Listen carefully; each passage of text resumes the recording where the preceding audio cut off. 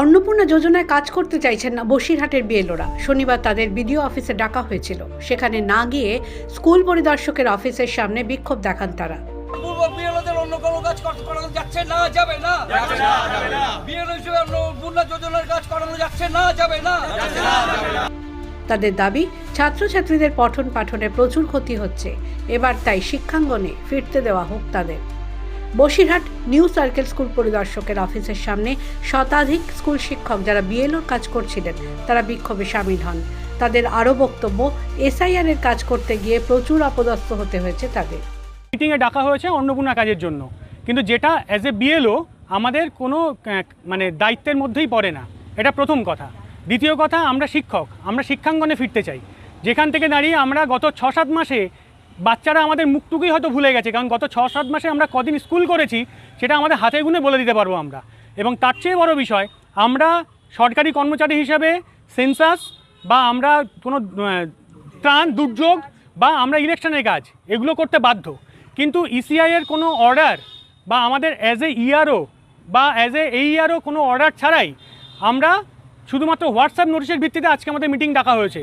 এবং যেখান থেকে দাঁড়িয়ে গতকাল অনেককে চুপি চুপি ফোন করে তাদেরকে ডেকে নিয়ে গায়ে মাথায় হাত বুলিয়ে তাদেরকে ফর্ম, অন্নপূর্ণা ভাণ্ডারে ফর্ম ধরিয়ে দেওয়া হয়েছে।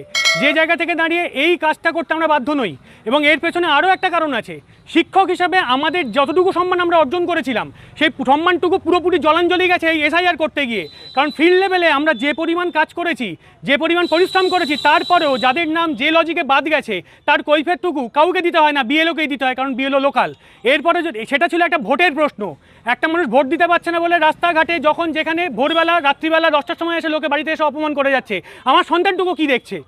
তার সামনে অপমান হতে হচ্ছে আমাদের। এটা চূড়ান্ত হেনস্থা হতে হচ্ছে আমাদের। এরপরে যদি লক্ষ্মীর ভাণ্ডারে 3000 টাকা মানুষ না পায়, তাহলে সেই টাকাটার জন্য তো আমাদেরকে পিঠের চামড়া থাকবে না। অন্নপূর্ণা যোজনার জন্য যদি মানুষ সেই টাকাটা না পায়, তাহলে আমাদের পিঠের চামড়া থাকবে না, কারণ আমরা লোকাল। বিএলওর ঘরে বন্দুক রেখে প্রশাসনিক দায়িত্ব দিয়ে আমাদেরকে আমাদের উপরে চাপিয়ে দেওয়া হচ্ছে জোর করে, অথচ আমাদের যেটা মূল কাজ আমরা সেখান থেকে দূরে সরে যাচ্ছি। হঠাৎ করে কালকে একটা হোয়াটসঅ্যাপ মেসেজ দিয়ে জানানো হচ্ছে যে আজকে 11টার সময় মিটিং আছে, অন্নপূর্ণা ভাণ্ডারের কাজগুলো আপনাদের করতে হবে। আমাদের মূলত দাবি হলো আমরা ইলেকশনের কাজ বাদ দিয়ে, নির্বাচন কমিশনারের কাজ বাদ দিয়ে আমরা কোনো রকম কাজের সঙ্গে যুক্ত থাকব না। কারণ আমরা স্কুলে ফিরতে চাই। আমাদের যে কাজ, মূলত আমাদের যে দায়িত্ব বাচ্চাদের ভবিষ্যৎটাকে তৈরি করা, সেই ভবিষ্যৎটাকে তৈরি করতে চাই। এখানে অনেকে আছেন যারা head teacher, TIC, assistant teacher, তারা নোডাল টিচারও অনেক ক্ষেত্রে, মিড ডে মিল বা আদার্স অনেক ক্ষেত্রে তারা নোডাল টিচার। সেই কাজগুলো ভীষণভাবে ব্যাহত হচ্ছে, একটা বাচ্চার পঠন পাঠন ব্যাহত হচ্ছে। এবার শোনা যাচ্ছে যে 12 পৃষ্ঠার একটা ফর্ম অন্নপূর্ণা যোজনার জন্য পূরণ করতে হবে, এবং সেটা তো মনে হচ্ছে আরও যথেষ্ট কঠিন। 12 পৃষ্ঠার ফর্ম মানে একবারে নারী নক্ষত্র বার করে দিতে হবে একটা পরিবার থেকে।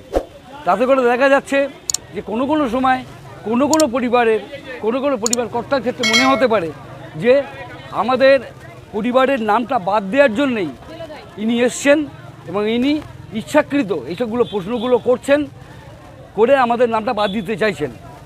এবং এই বিএলও হিসাবে আমার যে নামটা বাদ গেছে, আমাদের বাড়ির যে পরিবারের নামটা বাদ গেছে, যদি বাদ যাবে নিশ্চিত, ম্যাক্সিমাম নাম বাদ যাবে লক্ষ্মীর ভাণ্ডার যারা পায় অন্নপূর্ণা যোজনার ক্ষেত্রে।